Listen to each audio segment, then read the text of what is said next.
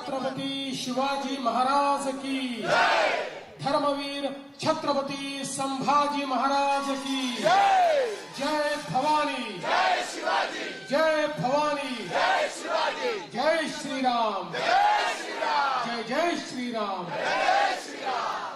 हिंदवी स्वराज्याचे सरसंस्थापक छत्रपती शिवरायांना मानाचा मुजरा करतो। भारतीय राज्यघटनेचे शिल्पकार भारतरत्न डॉक्टर बाबासाहेब आंबेडकर यांना मानवंदना अर्पित करतो। आणि आजच्या आपल्या विजय उत्सवामध्ये आपल्यामध्ये उपस्थित असलेले ज्यांच्या नेतृत्वात मुंबई भारतीय जनता पक्षाने अतिशय उत्तम अशा प्रकारचं यश मुंबई महानगरपालिकेमध्ये संपादित केलं ते आपले मुंबईचे तरुण तडफदार अध्यक्ष आमदार अमित साटमजी, अतुल भातखळकरजी, योगेश सागरजी, प्रवीण दरेकरजी, प्रसाद लाडजी, मनीषाताई चौधरी, परागभाई या ठिकाणी उपस्थित आपले सर्व आमदार, आपले मुंबईचे पदाधिकारी या ठिकाणी उपस्थित असलेले राजेश, गणेश, आचार्य पवन त्रिपाठीजी, सर्वच आपले श्वेताताई परुळेकर, सर्वच या ठिकाणी उपस्थित आपले नवनिर्वाचित नगरसेवक, सर्व पदाधिकारी आणि उपस्थित या विजयाचे शिल्पकार असलेले सर्व कार्यकर्ता भगिनी आणि बंधूंनो, आज आपल्या सर्वांकरता ही अतिशय आनंदाची गोष्ट आहे की जेव्हापासनं हे आपलं मुंबईचं कार्यालय झालं तेव्हापासनं मुंबईचं हे कार्यालय ज्या क्षणाची वाट पाहत होतं, मुंबईमध्ये सर्वात मोठा पक्ष भारतीय जनता पार्टी, भारतीय जनता पार्टी आपल्याला पाहायला मिळत आहे। आणि आपल्या महायुतीला पूर्ण बहुमत मुंबईच्या महानगरपालिकेमध्ये मिळालेलं आहे। निश्चितपणे आज आपले दिवंगत नेते प्रमोदजी असतील, गोपीनाथजी असतील किंवा या मुंबईच्याही जडणघडणीमध्ये ज्या सर्व नेत्यांनी खूप मोलाचा सहभाग दिला, अशा सगळ्यांना खूप आनंद होत असेल भारतीय जनता पक्षाची ही विजयी वाटचाल पाहताना। आपल्याला कल्पना आहे की माननीय प्रधानमंत्री नरेंद्र मोदीजींच्या नेतृत्वात 2014 साली पहिल्यांदा भाजपने दाखवलं की मुंबईतला सर्वात मोठा पक्ष आपणच आहोत आणि सर्वाधिक त्या ठिकाणी आमदार निवडून आणण्याचं काम हे मुंबईमध्ये भाजपने केलं। आणि 14 असेल, 19 असेल किंवा 24 असेल, या प्रत्येक निवडणुकीत नंबर 1 चा पक्ष मुंबईमध्ये भाजपच ठरला। मागच्या महानगरपालिकेच्या निवडणुकीमध्ये 2 जागांनी आपण थोडे मागे राहून गेलो, नाहीतर मागच्याच निवडणुकीत आपण महानगरपालिकेतलाही नंबर 1 चा पक्ष बनणार होतो। पण काही का असेना, मला असं वाटतं की आपल्याला या सगळ्या निवडणुकातनं आपली शक्ती काय आहे, आपले कार्यकर्ते मनात आणलं तर काय करू शकतात हे पाहायला मिळालं। आणि म्हणून त्याच आत्मविश्वासाने आणि याच पदाधिकाऱ्यांच्या कार्यकर्त्यांच्या भरोशावर आपण या निवडणुकीमध्ये आपल्या मित्रपक्षासह मैदानामध्ये उतरलो। आणि मला अतिशय आनंद आहे की मुंबईच्या जनतेने आपल्या विकासाच्या अजेंड्याला त्या ठिकाणी पूर्ण समर्थन दिलं। आणि मुंबईमध्ये एकट्या भारतीय जनता पक्षाला 89 जागा दिल्या। खरं म्हणजे काही जागा फार थोड्याशानी राहिल्या, आपल्या 5 मतांनी, 100 मतांनी, 120 मतांनी। त्या जर जागा आपण आणू शकलो असतो तर याच निवडणुकीत शतक आपण पार केलं असतं। पण शतकापासून थोडंसं दूर आपण राहिलो। पण मला असं वाटतं की जे मुंबईकरांनी दिलं ते भरघोस आहे। अनेक लोक या ठिकाणी सांगतात की मागच्या वेळेस 82 होत्या, आता तुमच्या 87 झाल्या, म्हणजे तुम्हाला कोणचं मोठं यश मिळालं? त्या 82 होत्या, आता 89 झाल्या. तुम्हाला कोणचं मोठं यश मिळालं? त्या वेड्यांना हे समजत नाही की तेव्हा 227 जागा लढलो होतो आणि 82 आलो होतो. आता 135 जागा लढवून 89 आलो.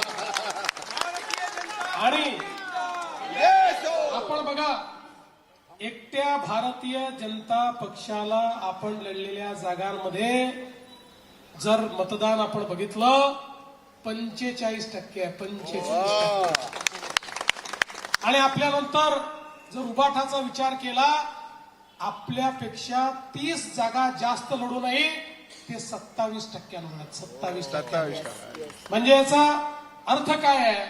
याचा अर्थ असा आहे की प्रचंड मोठा स्ट्राईक रेट, प्रचंड मोठं जनसमर्थन आणि 45% मतं हे भारतीय जनता पक्षाने घेऊन या ठिकाणी दाखवून दिला आहे की हा जो विजय आहे, हा विजय मुंबईकरांनी दिलेला विजय आहे. मुंबईकरांचा आशीर्वाद आपल्याला मिळालेला आहे.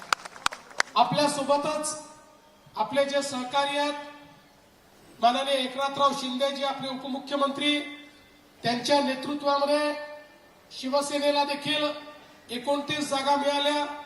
त्यांच्याही काही जागा अगदी थोड्या मतांनी त्या ठिकाणी पराभूत झाल्या. अन्यथा त्यांचाही स्कोर यापेक्षा मोठा राहिला असता. पण भाजप आणि शिवसेनेचा आपण विचार केला तर पूर्ण बहुमत हे आपल्याला या ठिकाणी प्राप्त झालेलं आहे. आणि विशेषतः आपल्या 89 सीट्स याकरता महत्वाच्या आहेत की गेले 3 इलेक्शन जर आपण महानगरपालिकेचे बघितले तर जो सगळ्यात मोठा पक्ष होता त्याला 89 सीटा कधीच मिळालेल्या नव्हत्या. त्या भारतीय जनता पक्षाने कमी जागा लढवून देखील या ठिकाणी मिळवून दाखवलेल्या आहेत. आणि म्हणून अनेक प्रकारे आपला विजय हा कसा कमी होईल असाही काही लोक प्रयत्न करतात. त्याची काळजी करायचं कारण नाही. खरं म्हणजे आज आपण पाहू शकतो, कुठलाही एरिया तुम्ही बघा, सगळ्या एरियामध्ये भारतीय जनता पक्षाला मतं मिळालेली आहेत. सगळ्या समाजाने भारतीय जनता पक्षाला मतं दिलेली आहेत. भाषेच्या पलीकडे, जातीच्या पलीकडे प्रत्येक समाज हा भाजपच्या सोबत उभा राहिला आहे. आणि विशेषतः जे लोक मुंबईतल्या मराठी माणसाला आपली जागीर समजत होते, त्यांना हे लक्षात आलं, मुंबईचा मराठी माणूसही विकासासोबत आहे, भाजप सोबत आहे. त्यामुळे मुंबईच्या मराठी माणसाने आम्हाला मतदान केलं, मुंबईच्या सर्व भाषिकांनी आम्हाला मतदान केलं. आणि मुंबईतल्या झोपडपट्टीतही आम्ही निवडून आलो आणि बिल्डिंग मध्ये आम्ही निवडून आलो. मुंबईतल्या चाळीतही आपण निवडून आलो. आणि मुंबईमधल्या जे काही आमचे त्या ठिकाणी भाडेकरू आहेत त्यांच्याकडेही आम्ही निवडून आलो. कोळीवाड्यामध्येही आम्ही निवडून आलो. असा एकही भाग नाही की ज्या ठिकाणी भारतीय जनता पक्षाला यश मिळालं नाही. सर्वस्पर्शी आणि सर्वव्यापी अशा प्रकारचं यश हे भारतीय जनता पक्षाने मिळवलेलं आहे. आणि म्हणून मी खऱ्या अर्थानं या ठिकाणी आपले अमित साटम यांचं अभिनंदन करेन. अध्यक्ष म्हणून त्यांनी खूप चांगलं नेतृत्व दिलं. या ठिकाणी चांगली मेहनत त्यांनी केली.